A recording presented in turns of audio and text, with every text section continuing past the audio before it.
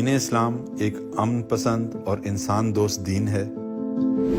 گزشتہ دنوں سویڈن میں ہونے والے افسوسناک واقعے میں قرآن پاک کی بے حرمتی نے پوری دنیا میں مسلمانوں کے مذہبی جذبات کو شدید ٹھیس پہنچائی ہے۔ مسلم ممالک اس واقعے پر سراپا احتجاج ہیں۔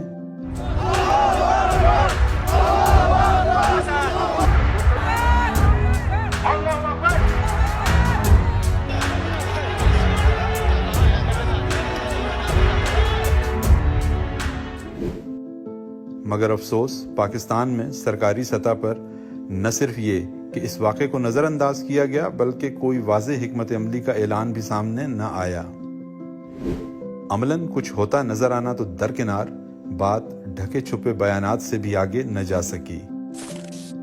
افسوس اس وقت اس افسوسناک واقعے سے قطع نظر توجہ اور دلچسپی کا تمام محور ایک شخص اور اس کی سیاسی جماعت کو نشانہ بنانے تک محدود ہے، جس کے لیے ہر گھٹیا سے گھٹیا حربہ استعمال کیا جا رہا ہے۔ یاد رہے یہ وہی شخص ہے جو دنیا کے چند با اثر مسلمانوں کی فہرست میں شامل ہے، جس نے دنیا میں مسلمانوں کی ترجمانی انتہائی مؤثر اور بھرپور انداز میں کی۔ Our shrines are being destroyed. Our Prophet Muhammad sallallahu alaihi wasallam insulted. The Holy Quran burnt. And all this in the name of freedom of speech.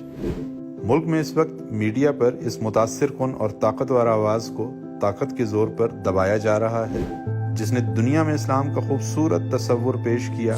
Islamic terrorism, Islamic radicalism, and sadly used by leaders.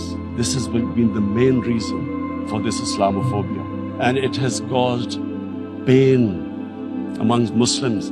We in Muslim countries watch this Islamophobia traveling abroad, and it's getting worse. We must be sensitive to what causes pain to other human beings. Do not use freedom of speech to cause us pain by insulting our holy prophet. That's all we want.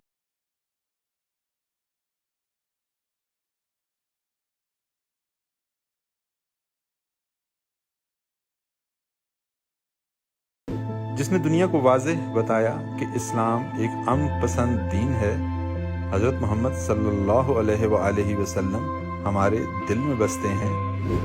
ہماری مقدس کتاب کی توہین دراصل ہمارے دلوں پر حملہ ہے۔ انشاءاللہ جو ہماری رحمت للعالمین اتھارٹی ہے اور ہماری کوشش یہ ہے کہ آگے سے، اور یہ ہوگا، میں آپ کو پھر بتا رہا ہوں کہ باہر کسی نہ کسی ملک میں وہ ہمارے نبی صلی اللہ علیہ وسلم کی شان میں پھر سے وہ گستاخی کریں گے، لیکن اس بار میں چاہتا ہوں کہ ایک بڑا انٹلیکچوئل ریزنڈ سوچ سمجھ کے قانون دیکھ کے ایک اس طرح کا ہمارے ساتھ ہمارا رسپانس چاہیے۔ عمران خان کی آواز آپ بزور طاقت ملکی میڈیا پر تو بند کر سکتے ہیں، مگر دنیا بھر میں یہ آواز اسلام اور مسلمانوں کی ترجمانی کرتی رہے گی۔ حق کا علم بلند کرنا ہمارے دین کی تعلیم ہے اور سچ بات کا پرچار کرنا ہمارے نبی صلی اللہ علیہ وآلہ وسلم کی سنت ہے۔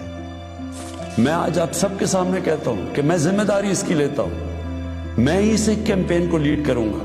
میں انشاءاللہ اپنی قوم کو مایوس نہیں کروں گا، اپنے مسلمانوں کو مایوس نہیں کروں گا۔ وہ سحر جس سے لرزتا ہے شبستان وجود، ہوتی ہے بندہ مومن کی اذان سے پیدا۔